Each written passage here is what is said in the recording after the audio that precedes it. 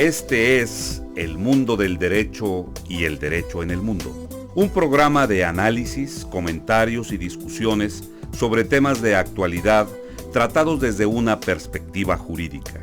Y ahora con ustedes, el doctor Carlos Gabuardi. Bienvenidos a su programa El Mundo del Derecho y el Derecho en el Mundo. Sin lugar a duda, en el medio de la educación jurídica, en el medio de la formación de los abogados, es muy importante hablar de los grandes maestros, de aquellas personas que no solamente dejan una huella en el mundo del conocimiento, sino que además dejan una huella indeleble en los abogados en formación. Y para conversar sobre este tema, me parece que la manera más adecuada de hacerlo es a través de un ejemplo. En este caso, un ejemplo vivo. Y para conversar he invitado a un buen amigo. Me refiero al doctor Francisco José Contreras Vaca. Francisco es licenciado en Derecho por la Universidad Nacional Autónoma de México, en donde también ha obtenido su maestría en Derecho. Su obra es sumamente destacada. Incluye importantísimos libros insignia en el derecho mexicano sobre la parte general del derecho internacional privado y también sobre la parte especial del derecho internacional privado, siendo un procesalista, como es un abogado de origen y de formación en el litigio. Es también un especialista en procedimientos civiles y en procedimientos mercantiles. Desde el punto de vista de la educación, durante más de 35 años ha sido profesor de la División de Estudios de Posgrado en la Universidad Nacional Autónoma de México, en donde fue justamente invitado por la calidad de su obra.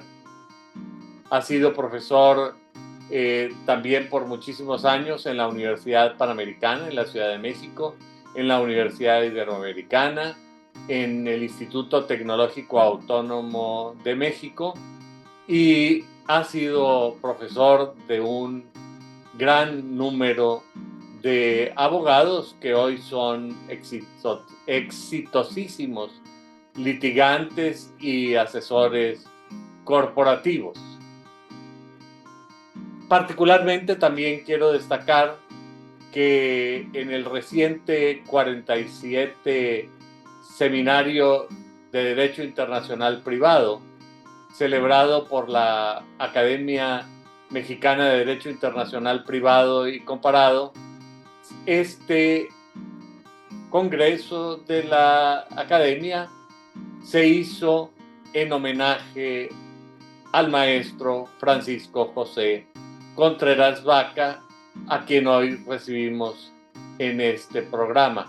Así es que me gustaría, destacando que este seminario se hizo en homenaje de él, saber cuáles son las razones por las que se le hizo este homenaje, que no es un homenaje a su persona, sino un homenaje a su trayectoria y a su obra, y luego conversaremos sobre la ponencia con la que él mismo abrió el seminario.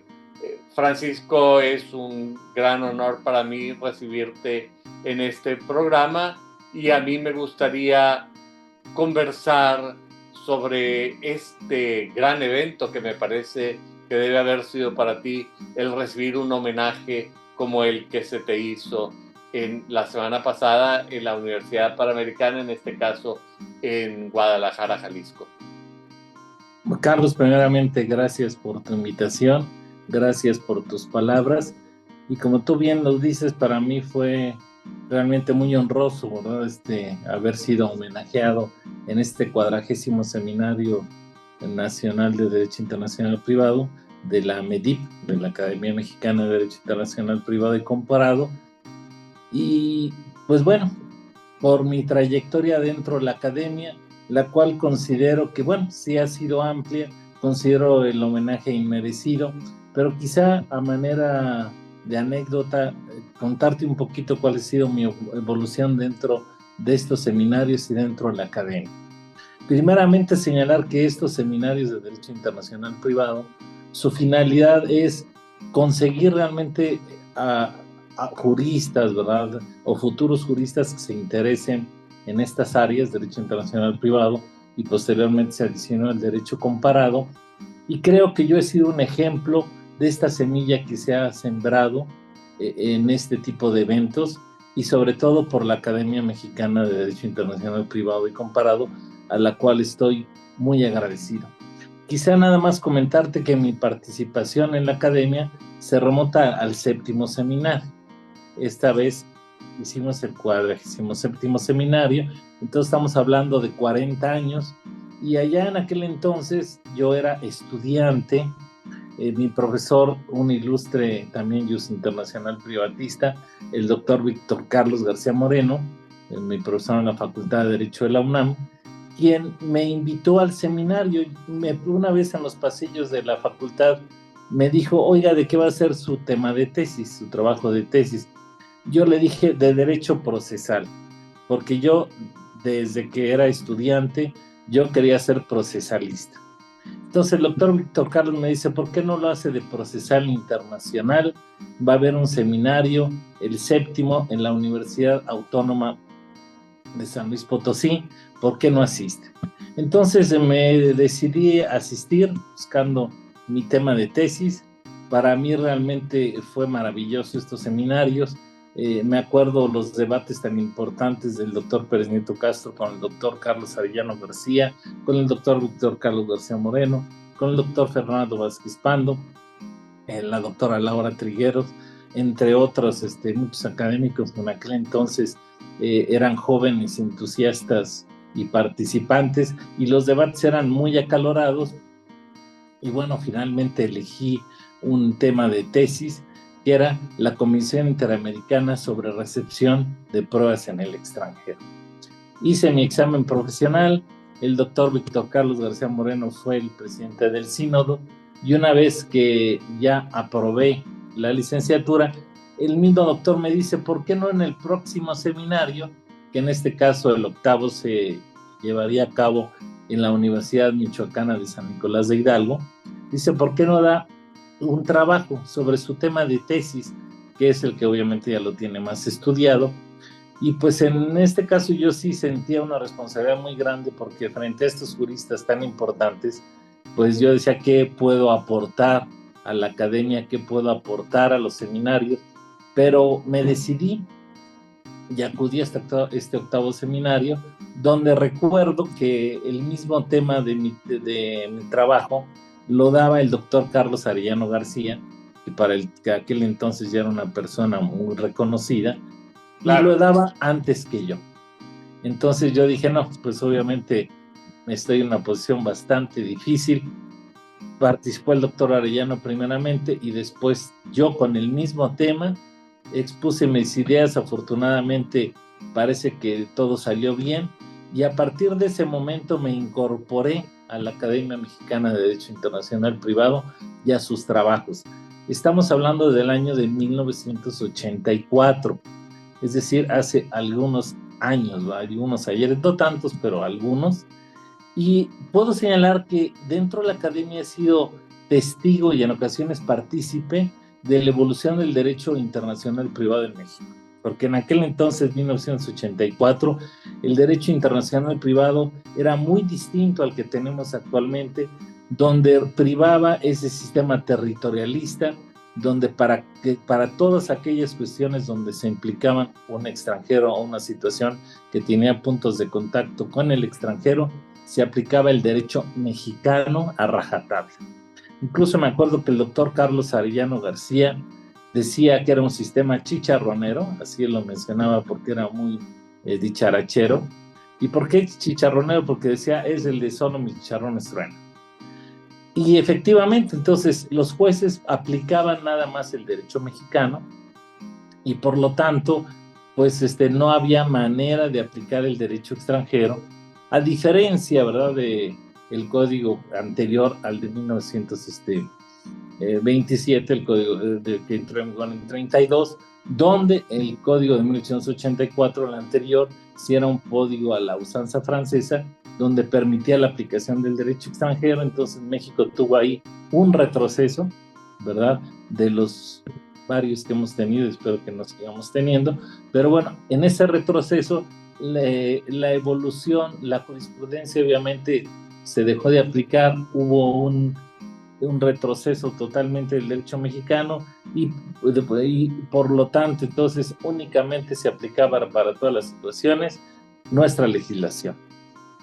Sin embargo, entonces a partir de 1984 y gracias a los esfuerzos de la academia, yo me acuerdo que por ejemplo ya en el año 1985, después del temblor, en el seminario que hizo en la Universidad de Ciudad Juárez, se discutió un proyecto de reformas al Código Civil que en aquel entonces era federal para toda la República y para el Distrito Federal, no era Ciudad de México, en materia del fuero común, donde se modificaba y el sistema territorialista se permitió la aplicación del derecho extranjero y también reformas al Código Civil, Código Federal de Procedimientos Civiles, al Código de Procedimientos Civiles para el Distrito Federal, donde se regulaba la ejecución de sentencias, la cooperación procesal internacional, en fin, donde México ya hubo una apertura hacia el derecho extranjero, como se había ya empezado a hacer de manera tímida desde 1975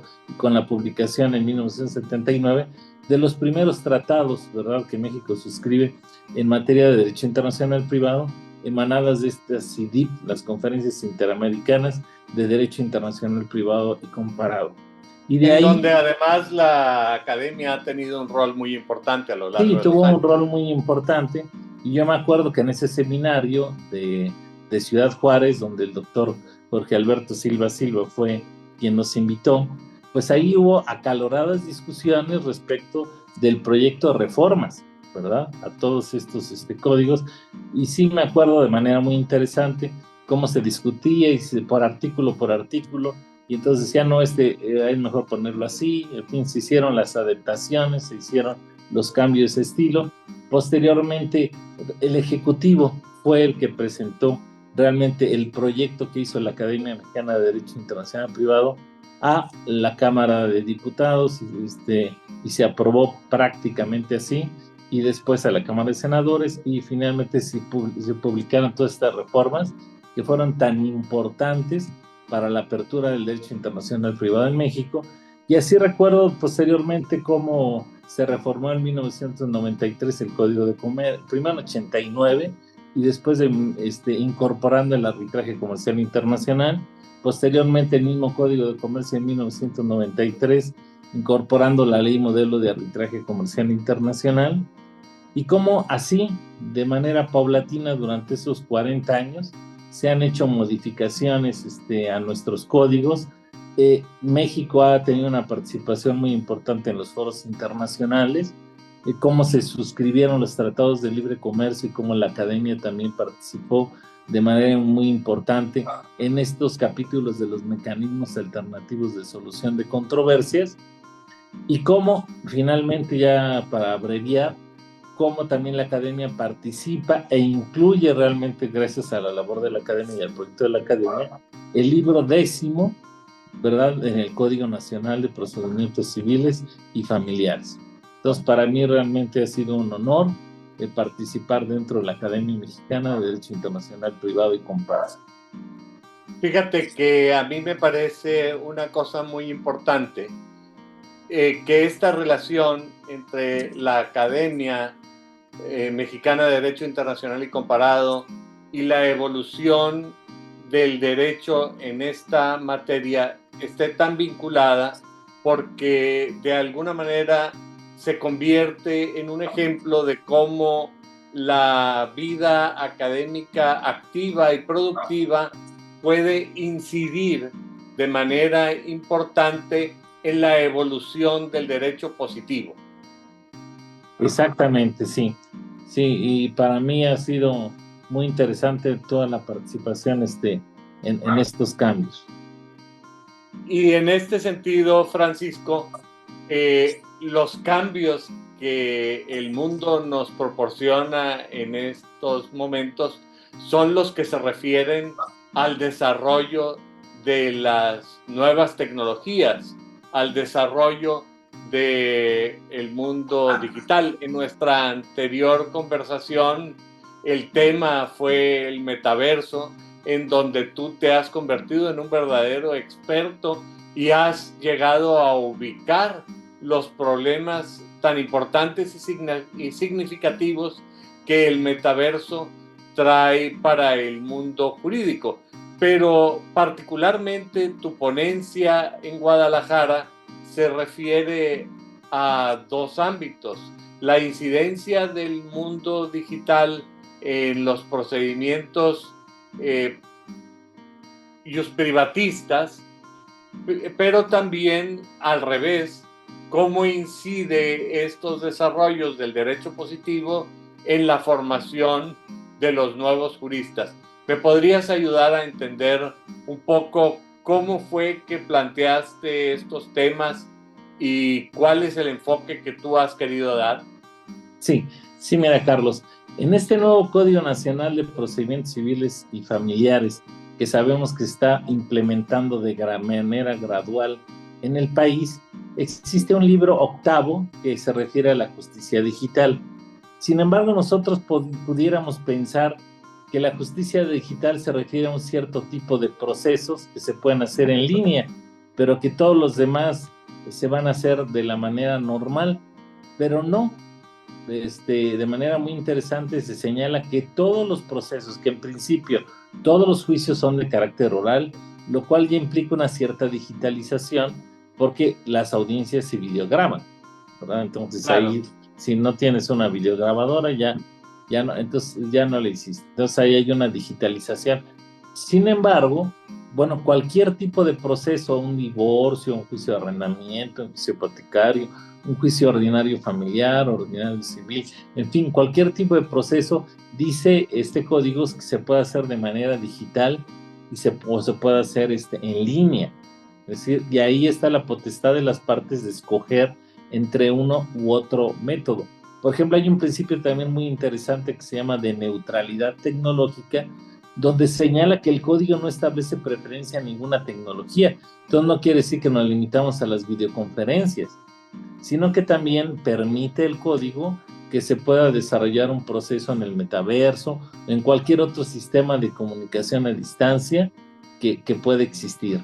Y las partes son las que deciden qué método es el que desean utilizar, obviamente con consentimiento de los poderes judiciales de los estados, quienes previamente tienen que autorizarlos.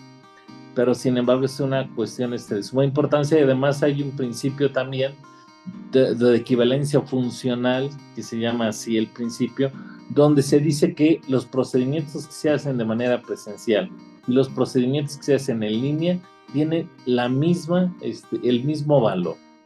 Además de esto, que es poder hacer audiencias virtuales, podemos decir que la justicia digital no se agota ahí, sino que, por ejemplo, incluye, a manera de ejemplo, poder presentar, como ya en algunos estados se hace, poder presentar las demandas y los escritos en línea o de manera presencial, el uso de la firma electrónica, las notificaciones por correo electrónico o por celular, los oficios entre autoridades ya no físicos, sino la vía preferencial es la transmisión por correo electrónico. Los exhortos también, los exhortos nacionales se dice que la vía preferencial también es el correo electrónico. Entonces todo esto cambia realmente el panorama de la justicia y algunos dicen que bueno, es difícil implementarlo porque si hablamos de Monterrey, en general del estado de Nuevo León, de la Ciudad de México o de algunas otras entidades, Querétaro, en fin, que tienen no tienen tantos problemas económicos, porque todos los problemas económicos los tienen todos, pero si hablamos de Chiapas, de Oaxaca y de esas entidades, y sobre todo en municipios muy pequeños, pues realmente debe ser difícil implementar que los jueces tengan sus buenas computadoras, su acceso al internet y poder hacer uso de esta justicia digital, que es realmente muy prometedora y que facilita en mucho y acerca en mucho también la justicia a las personas, esta justicia cotidiana, ¿verdad? Pero bueno, ojalá realmente se pueda implementar. Yo tengo esa idea de que sí, pero va a cambiar totalmente el panorama de la justicia en nuestro país. Entonces, eso por un lado es la justicia digital. Y lo interesante, sabemos que estos procesos que se llama, el código los llama de carácter internacional, y que los regula el libro 10, que son realmente procesos vinculados con el derecho extranjero. Cualquier juicio, ya sea un divorcio, una sucesión, un juicio de arrendamiento, un juicio de hipotecario, cualquier procedimiento que tenga puntos de conexión con el extranjero, en este caso adquiere el carácter de un proceso de carácter internacional. Entonces se regula en principio por todos los lineamientos del libro 8 que hablan de la justicia digital, y además tienen una regulación expresa y en algunos casos específica, como en el caso del desahogo de pruebas del extranjero por los jueces mexicanos, donde también se establecen lineamientos de carácter tecnológico para su desarrollo, así como, por ejemplo, para también diligenciar los exhortos internacionales, donde se establece ya el correo electrónico como la vía para que los jueces también, no solamente los nacionales, sino los internacionales, puedan transmitirse todos este tipo de solicitudes. Entonces, quizá también, además de estos aspectos tecnológicos tan importantes, también podemos señalar que en estos procesos de carácter internacional, de manera muy interesante y realmente por el trabajo del doctor Jorge Alberto Silva, se estableció un procedimiento para elegir el derecho extranjero. Generalmente los jueces se estudian el problema de qué derecho de fondo tienen que aplicar en su sentencia hasta que ya está citado el asunto para sentencia y que ya lo tienen para resolución. Sin embargo, lo interesante es que en este código se señala que desde la audiencia preliminar, con la intervención de las partes, ¿verdad?, el juez es el que tiene que primero determinar su competencia en estos asuntos de carácter internacional en base a las reglas de fijación de competencia que establece el mismo artículo 10, y una vez que fija su competencia, dice su competencia internacional, así lo dice el código, bueno, una vez que fija su competencia, las partes tienen derecho a alegar en este procedimiento, y el juez entonces, en base a esos alegatos, y además las partes también en base a su autonomía de la voluntad, que pueden elegir de una vez el derecho que consideren de fondo que se debe aplicar. Si no lo hacen, el juez con esos elementos tendrá que definir desde ese momento, desde la audiencia preliminar, cuál es el derecho que va a aplicar para resolver el fondo del asunto, si el mexicano, los derechos extranjeros, o para una parte el derecho mexicano y para otros aspectos algún derecho extranjero. Y además en esa audiencia, porque aquí vemos que el código, señala el código que la obligación de allegarse del derecho extranjero es del juez. Sin embargo, él puede ordenar el desahogo de elementos probatorios y las partes también pueden aportar para que el juez se allegue de esa información, como informes al respecto, como el desahogo de pruebas periciales, en fin. Entonces ya todo un procedimiento y un mecanismo desde la audiencia preliminar para elegir al derecho extranjero. Por ejemplo, también este libro habla de los procedimientos de homologación, ya de sentencias extranjeras. Ya obviamente los anteriores códigos federal de procedimientos civiles, los códigos de muchas entidades federativas ya establecían este procedimiento. Sin embargo, aquí se desarrolla de manera importante este procedimiento de homologación. Entonces ya se establecen procedimientos concretos. Otro, por ejemplo, es para la restitución internacional de menores. Uno de los problemas que tenían los jueces mexicanos era que no tenían los códigos nacionales ningún procedimiento específico para la restitución. Los tratados internacionales que se dedican a tocar el tema de la restitución de menores, como el de La Haya o como la Convención Interamericana sobre Sustracción Internacional de Menores, dejaban los procedimientos para los jueces nacionales, es decir, para los códigos nacionales. Entonces ahí estábamos cojeando. Sin embargo, ya se establece aquí un procedimiento muy interesante de restitución internacional de menores. Y bueno, esos son algunos ejemplos de los procedimientos específicos y concretos que se establece para los procesos de carácter internacional.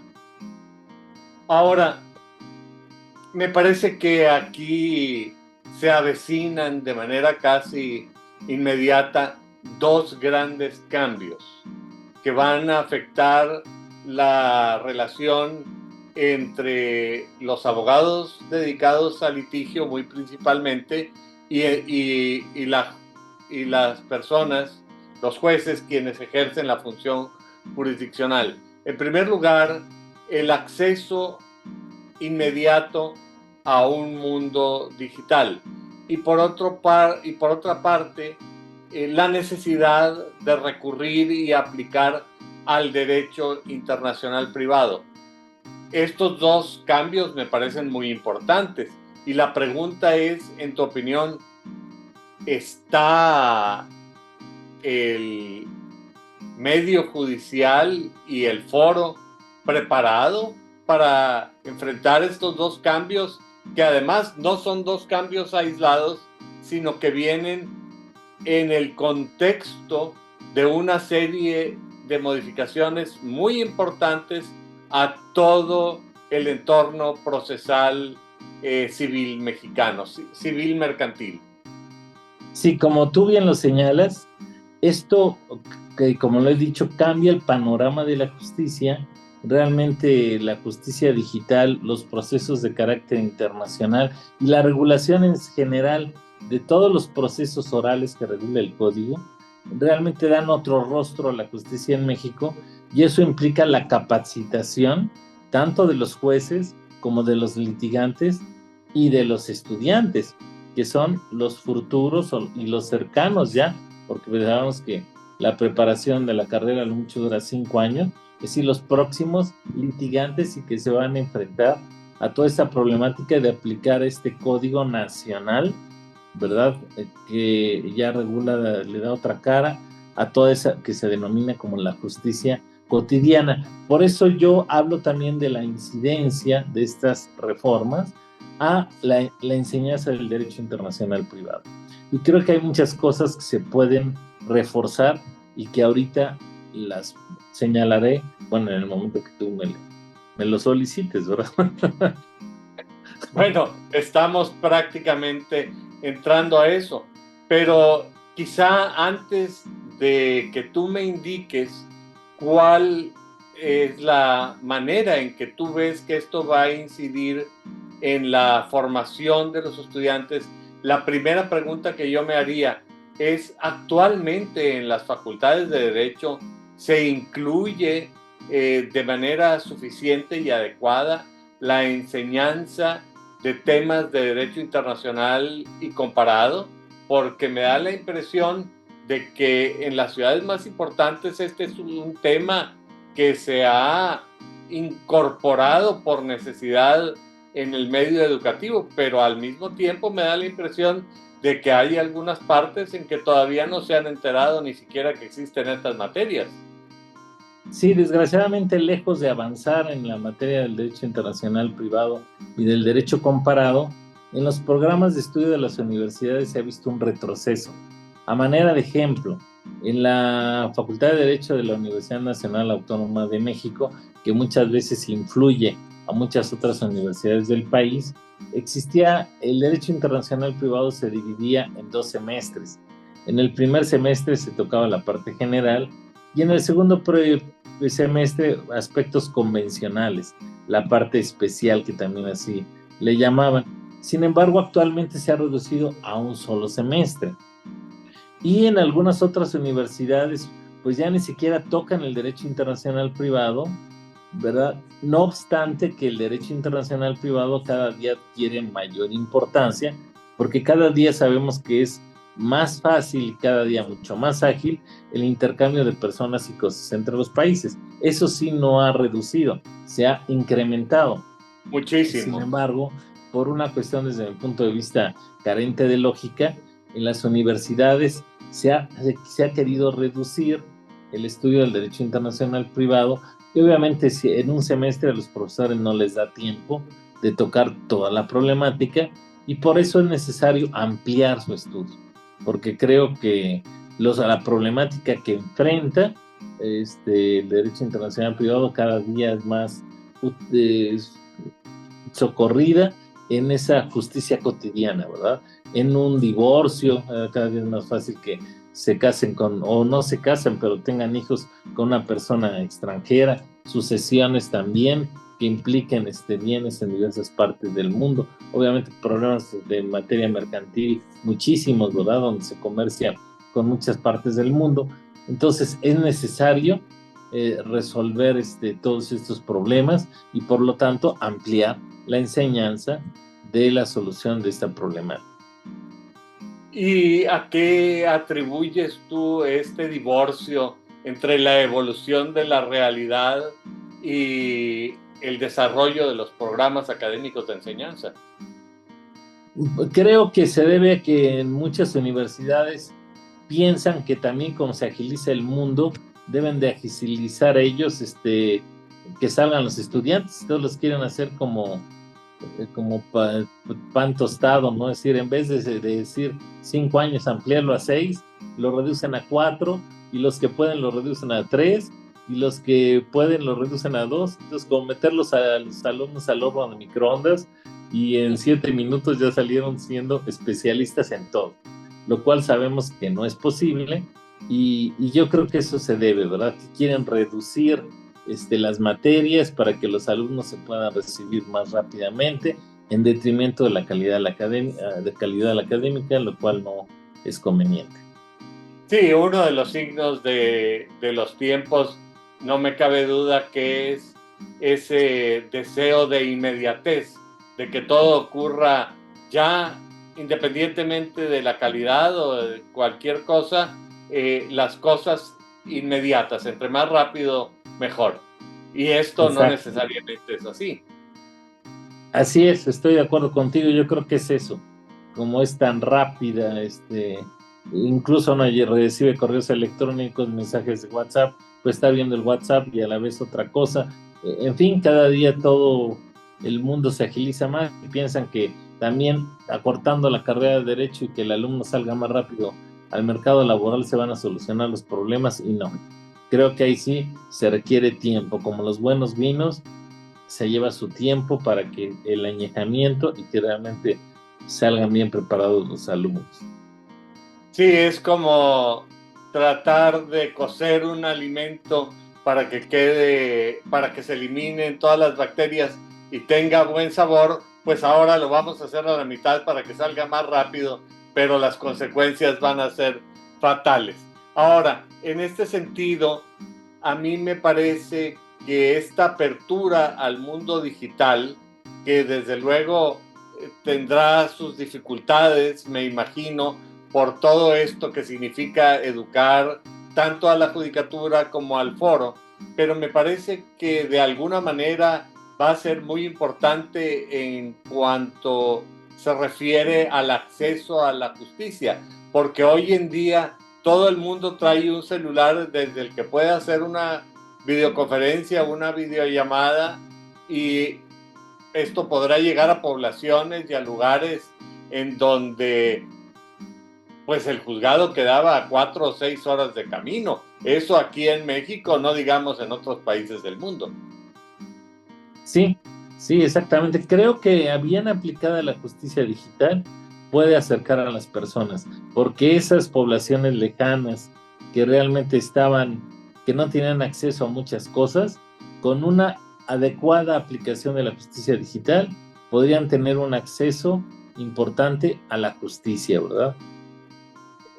Entonces creo que puede tener sus beneficios, pero si no se aplica bien, obviamente puede ser un problema, sobre todo en aquellos municipios que realmente tiene muy pocas posibilidades económicas, pero si se aplica bien, es un plus, un extra y una facilitación de toda esta solución de controversias cotidianas. Y esto de el acceso a la justicia para los sectores económicamente menos privilegiados podría parecer una cosa menor, pero en realidad me parece que es sumamente importante. Y yo recuerdo que estando en Mendoza, Argentina, me llamó la atención que ellos tienen muchísimos problemas de derecho internacional privado en los juzgados, y esos problemas no son de gente sofisticada que viaja alrededor del mundo, sino de trabajadores bolivianos que van a trabajar en la cosecha de la uva, pero que llevan a sus familias, se separan, se llevan a los hijos. Igual me llamó la atención cuando en algún momento trabajamos sobre ese tema aquí en Monterrey, que una de las organizaciones involucradas era la Zagarpa. Y yo decía, bueno, ¿por qué la Secretaría de Agricultura y Ganadería estaría involucrada en una cuestión de derecho internacional privado, particularmente derecho familiar internacional? Y la respuesta es en los trabajadores migratorios. Es decir, México es un país de trabajadores migratorios. Hay pueblos enteros de Michoacán y de algunas otras partes de México que están prácticamente vacíos, no digamos pueblos de Nuevo León, en donde la mayoría de los varones y hoy en día también muchas de las mujeres se han ido a trabajar a los Estados Unidos y a partir de esto se han ido a trabajar a muchas partes del mundo, pero las realidades humanas siguen siendo las mismas. Se divorcian, se separan, hay que determinar en dónde quedan los bienes, se traen a los hijos, hay derechos de visita, y todas estas personas se quedaban sin acceso a la justicia por esta problemática de lo caro que salía el derecho, la práctica del derecho internacional. Aquí me parece que hay otra beta por explotar. Sí, por ejemplo, dos ejemplos muy interesantes. El primero en alimentos. Como dices, hay mucha migración de personas hacia Estados Unidos, poblaciones que se quedan sin hombres porque todos se van a trabajar a Estados Unidos, ganan sus buenos dólares y sabemos que, bueno, sí envían sus dólares a sus familias porque sabemos que la primera fuente de ingresos son las remesas, son una fuente muy importante de ingresos de nuestro país. Entonces sí, no podemos hablar más de los indocumentados porque sí traen divisas, pero sin embargo, pues también hay ocasiones donde consiguen otra familia por allá los indocumentados y dejan aquí a su esposa o a la persona con quien viven y sus 5 hijos sin darles alimentos. Y la señora que no tiene dinero, de por sí no tenía dinero y ahora menos si no le envía al señor, pues ¿cómo puede hacer efectivo el cobro de la pensión alimenticia? Entonces hay mecanismos, por ejemplo, entre México y Estados Unidos, para tratar de hacer este cobro, pero obviamente esto se agilizarían aún más con esto de la justicia digital. La posibilidad de enviar esas solicitudes, ¿verdad?, de cobro de una pensión provisional por correo electrónico, las solicitudes de videoconferencias que se pudieran desahogar por correo electrónico, en fin, las órdenes de descuento a las empresas que están en otro país, también por estos medios tecnológicos. Entonces, obviamente, eso agiliza, por ejemplo, el cobro de alimentos. Otra cuestión interesante que yo veo que podría auxiliar a estos medios de telecomunicación en materia de la convivencia con los menores.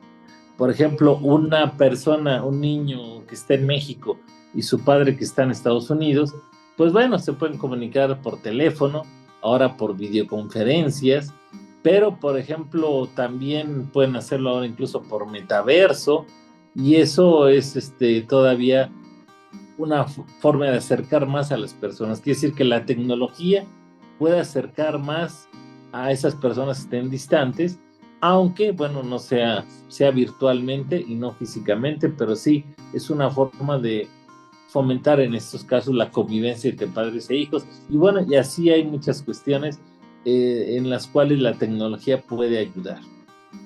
Ahora, estoy seguro que para ahorita las tecnologías que existen rápidamente van a quedar obsoletas y va a llegar un momento en que esto va a ser a través de hologramas y, bueno, la imaginación parece ser el límite. Pero particularmente a mí me parece que además de la jurisdicción, o sea, los jueces, quienes forman parte de la jurisdicción, y los abogados, perdóname, el gran público que tiene acceso a la justicia, hay que colocar a los abogados, y a esos abogados hay que formarlos. Y tú me estás hablando de esta paradoja en donde la realidad parece evolucionar hacia la globalización, hacia un mundo internacional, y la educación parece retroceder, separándose de la realidad. Si tú con tu experiencia tuvieras que recomendar qué es lo que hay que hacer, qué es lo que hay que hacer para mejorar estos procesos de formación de nuevos juristas, porque pues estas personas que estarán manejando estos casos, que ya no serán tan sofisticados, sino que estarán más cerca del común de los mortales y de problemas tan ordinarios como los que estamos hablando ahorita, de los trabajadores migratorios y de la gente que aún sin muchos recursos tiene grandes problemas internacionales, requieren que sean bien formados. ¿Qué es lo que habría que hacer, en tu opinión, Francisco José?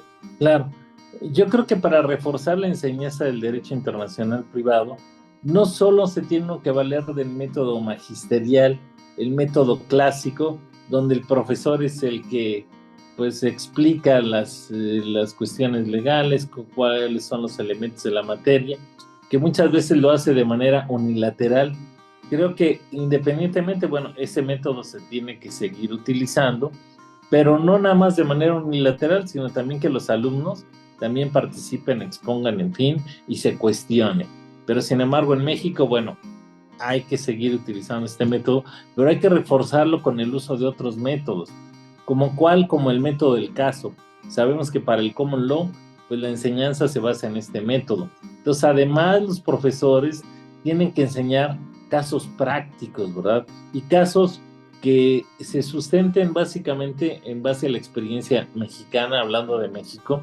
Y pues sí tenemos algunos, por ejemplo, tenemos un libro de la doctora Mercedes Albornoz, que se llama Derecho Internacional Privado para un Mundo Globalizado, donde se dedica a establecer puros casos prácticos.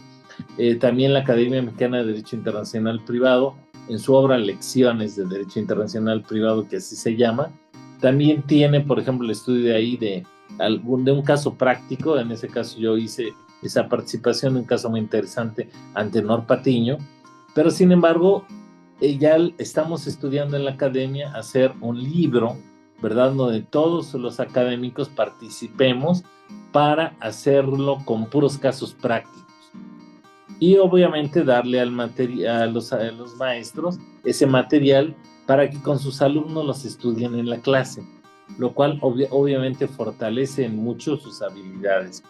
Otra cuestión también que yo considero que se debe de reforzar con el uso de estas tecnologías, y se debe de combinar lo que es la cátedra presencial con la cátedra en línea. Si los alumnos ya van a poder presentar sus promociones en línea, bueno, muchas veces ahí nos van a enseñar los alumnos a los maestros, porque ellos son muy ágiles en la tecnología, pero bueno, si ya se utiliza también en los tribunales la tecnología para hacer videoconferencias, para presentar escritos, para presentar demandas, para transmitir exhortos, etcétera, pues obviamente desde las clases, sabemos que en la pandemia, bueno, los alumnos quedaron muy acostumbrados y son expertos, pero de todas maneras seguir, ¿verdad?, con las cátedras en línea, combinadas con las cátedras presenciales, y en las cátedras en línea, por ejemplo, hacer simulacros de videoconferencias judiciales, de audiencias judiciales en medios digitales, en fin, para que se vayan acostumbrando, ¿verdad?, hacer sus intervenciones también en línea. Por ejemplo, en mi caso personal, yo cuando he participado en audiencias en línea, que son pocas, me cuestan más trabajo que las presenciales. ¿Por qué? Porque no estoy acostumbrado. Es decir, también hacer una audiencia en línea no es fácil. Entonces también los abogados nos tenemos que acostumbrar a ellas. Entonces, bueno, esa sería otra forma de reforzar. Y una tercera forma para mí muy importante es hacer talleres o, por ejemplo, como hay salas de juicios orales, también yo considero que debe haber salas de procesos de carácter internacional, donde se hagan simulacros especializadas, juzgados especializados en materia internacional. Además de que haya juzgados especializados para los procesos de carácter internacional, lo cual sería muy adecuado. También en las universidades, así como hay salas de juicios orales, yo pondría una sala de procesos de carácter internacional, para que ahí realmente lo que se hicieran fueran, por ejemplo, procedimientos de restitución internacional de menores. Ya el Código Nacional, como lo señalé, establece todo un procedimiento. Entonces, simular, ¿verdad? Un equipo dice, soy el abogado de la persona a la cual le sustrajeron al menor, que se lo llevó el papá de la escuela, y después, por otra parte, el equipo de las personas del papá, donde dice, pues yo me lo llevé porque la señora no lo cuidaba. Entonces ahí está la controversia. Y en base al procedimiento que ya se establece de manera específica en el código, señalando tiempos y lineamientos del desarrollo de este procedimiento de restitución, simularlo para que los alumnos se vayan acostumbrando, y así cuando de repente en la vida profesional les digan, oiga, tengo este problema de restitución, no se preocupe porque yo ya sé más cómo llevarlo, ¿verdad?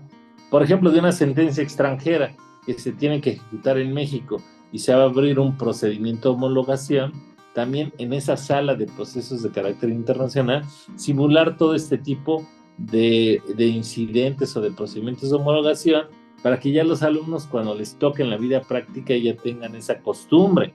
O, por ejemplo, para elegir el derecho extranjero, como te señalé, desde la audiencia preliminar, ¿verdad? Ahí ya se establece el procedimiento, tanto para elegir el derecho extranjero como para establecer los mecanismos en base a los cuales el juez se va a llegar de los mismos. Entonces, esto simularlos en estas salas de procesos de carácter internacional, o también hacer MUDs, ¿verdad? Así como se hace MUD de arbitraje, donde se hacen simulacros de arbitrales, también hacer MUD de procesos de carácter internacional, donde se haga simulacros de un asunto, ¿verdad? Que tenga elementos con diversas legislaciones, y donde los estudiantes de diversos países o de diversas universidades del país, pues realmente practiquen de cómo solucionarlos. Entonces, para mí, y así en el seminario, me acuerdo que fueron 2 alumnos de la Facultad de Derecho de la UNAM, donde también pusieron su punto de vista de cómo querían que se les enseñara el derecho internacional privado. Ellos también dijeron que querían prácticas, porque obviamente cuando salen al litigio, pues sí, el acercamiento no saben con la realidad. Sí, es eso, cuando se enfrentan a la realidad es un choque, porque nunca han tenido ni siquiera cercanía. Entonces, obviamente, con estas salas de procesos de carácter internacional y con estos simulacros, ya ellos estarían pues más familiarizados con este tipo de problemas, y obviamente sabrían cómo participar en ellos y cómo solucionarlos con mayor facilidad cuando les toque en el ejercicio de su profesión. Ahora, tú mencionas algo que es muy interesante a partir de tu propia experiencia, y a mí me gustaría ampliar un poco sobre esto. Tú has sido un litigante de hueso colorado prácticamente desde tus primeros pininos, desde que egresaste de la escuela al mundo de la práctica profesional. Pero mencionas que para ti una audiencia virtual te cuesta mucho más trabajo y te requiere más preparación que una audiencia física tradicional como las que nosotros conocemos. A partir de tu doble experiencia, a mí me gustaría preguntarte si tú tuvieras que definir estos son los puntos en los que se tiene que poner atención para que la gente se prepare ante las nuevas realidades de este mundo virtual. ¿Qué es lo que tendrías que señalar? Bueno, obviamente para mí lo más importante es esa práctica.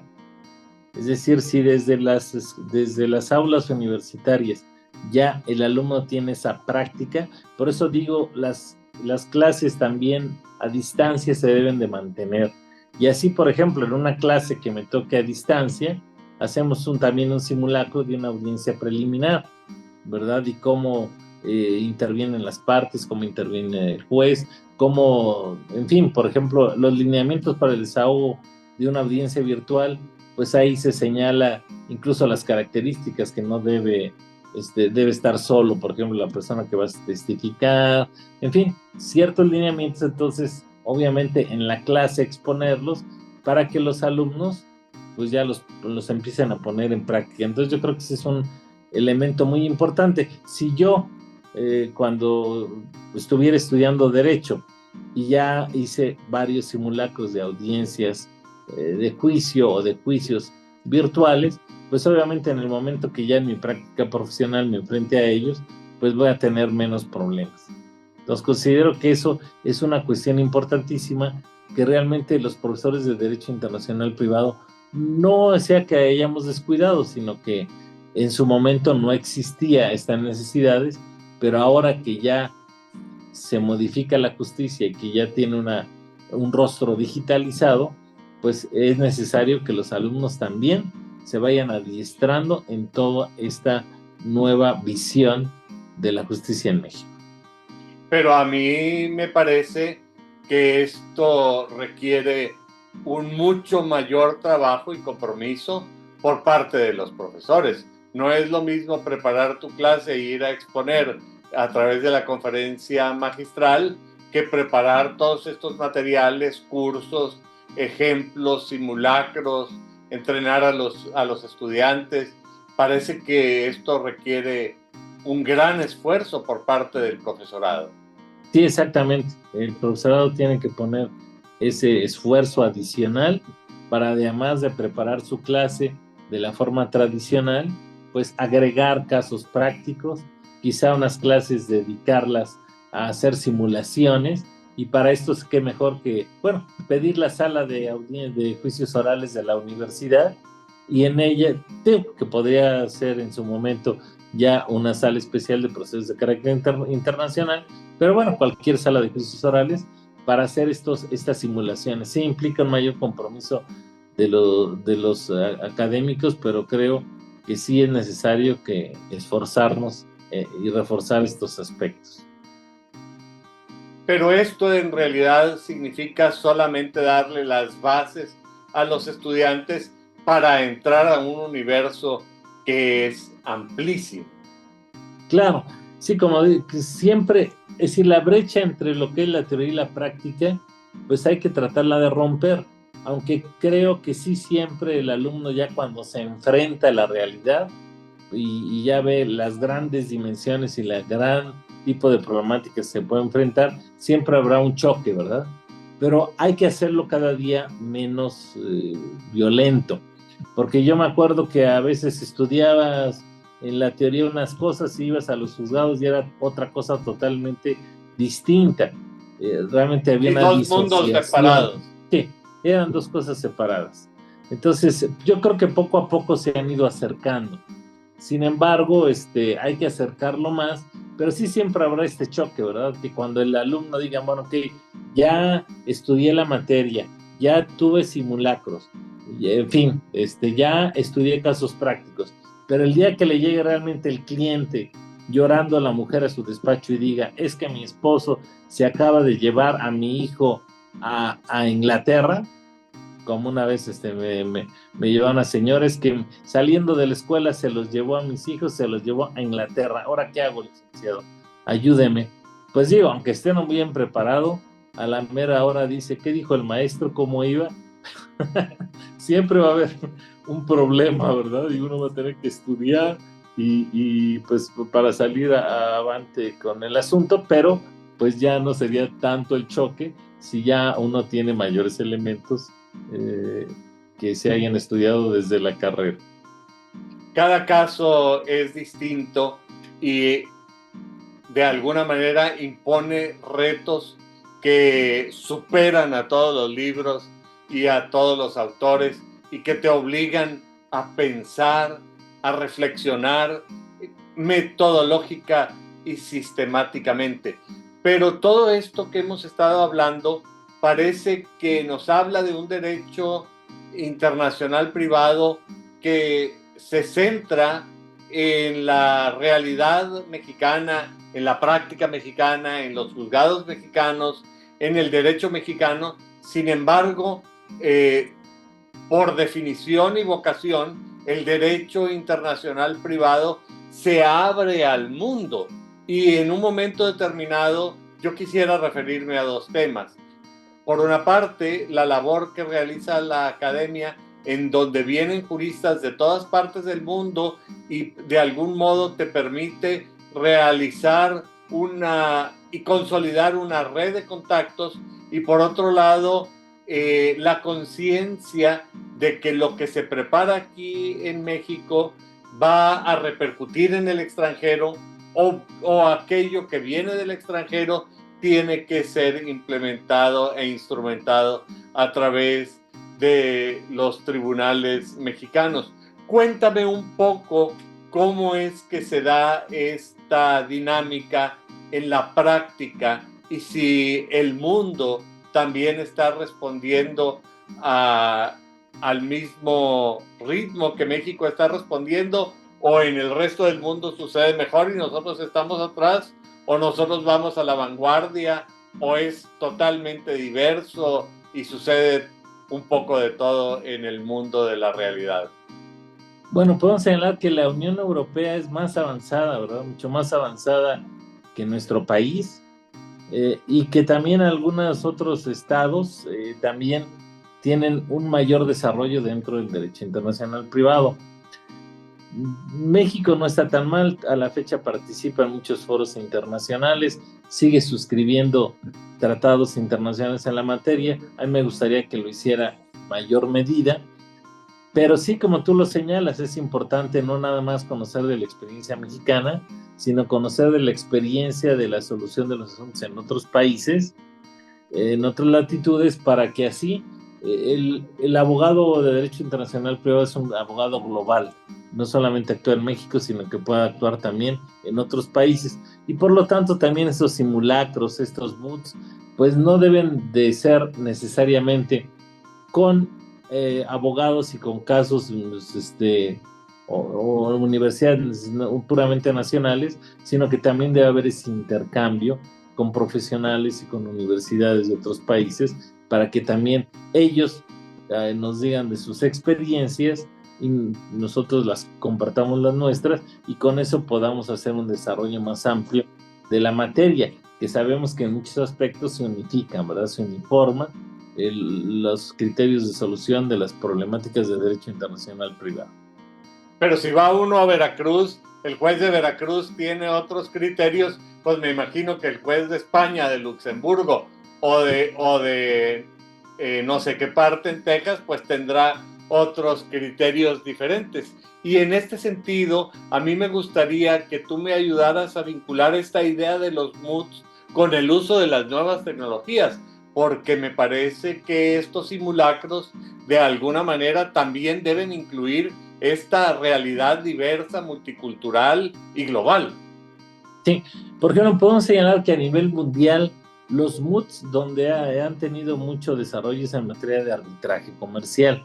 Es decir, en materia de arbitraje comercial existe un MOOC muy importante que establece un problema de carácter internacional que se somete a algún arbitraje, y hay equipos de muchas universidades de todas partes del mundo que lo estudian, y dentro de estos simulacros participan, e incluso, pues bueno, el que hace una mejor defensa es el ganador.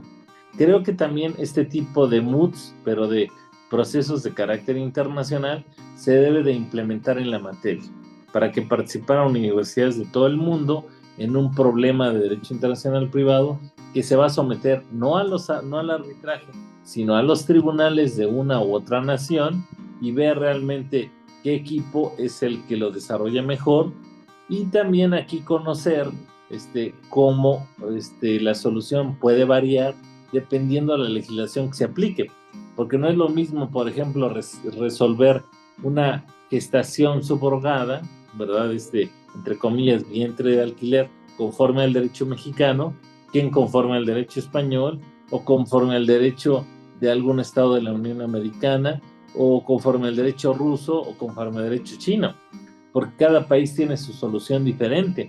Entonces, para esto también el derecho comparado es muy importante, para viendo las diferentes formas de solución, pues entonces tratar de encontrar cuál es la mejor forma de solución, y bueno, aunque es difícil, tratar de uniformar los criterios de solución y por lo tanto modificar las legislaciones de los diversos países del mundo al respecto. Y hoy en día, esto que parecería argumento de buenas novelas, hoy en día es una realidad.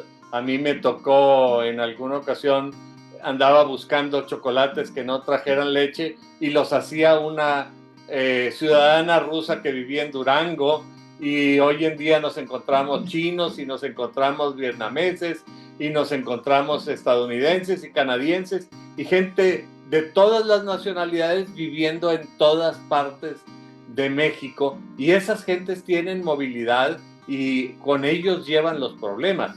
Es decir, que los problemas del derecho internacional privado no se trata de una cuestión reservada a los grandes despachos de las compañías multinacionales, sino tal parece, con lo que tú me indicas, que es un tema que eventualmente toca a todo mundo.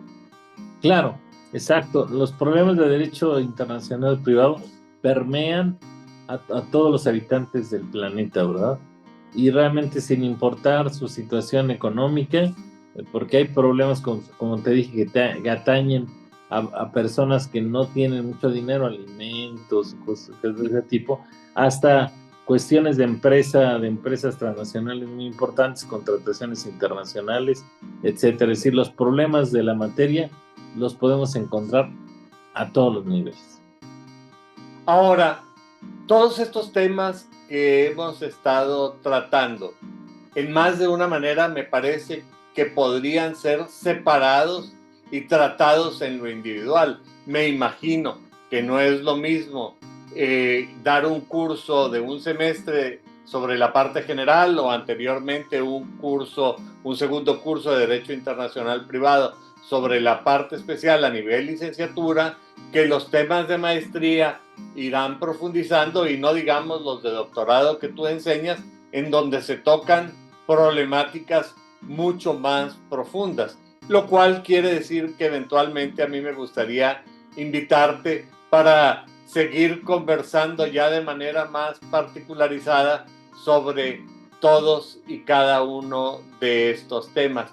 Pero al vernos en la necesidad de cerrar este programa, a mí me gustaría que tú, antes de concluir, nos hicieras el favor de dirigir un mensaje para el público que semana a semana nos hace el favor de acompañarnos en este programa. Bueno, primeramente agradecerte por la invitación y también señalar, en este caso, a los estudiantes, litigantes y miembros del Poder Judicial, ¿verdad?, que esta digitalización de la justicia que apenas se está implementando realmente es un elemento muy importante para agilizar y acercar la justicia cotidiana a todos los habitantes del país. Por lo tanto, creo que los juristas tenemos una gran responsabilidad para que esa implementación se lleve de manera adecuada, y tenemos que poner desde nuestra trinchera nuestros esfuerzos, ya sea como estudiante, para capacitarnos, como litigante, para también acercarnos a todos estos lineamientos y utilizar estas tecnologías, y obviamente a los funcionarios judiciales para que también capacitarse de manera adecuada y hacer que la justicia digital y la solución de estos procesos de carácter internacional que tienen elementos con diversos países se solucionen de una manera adecuada y lo más rápido posible.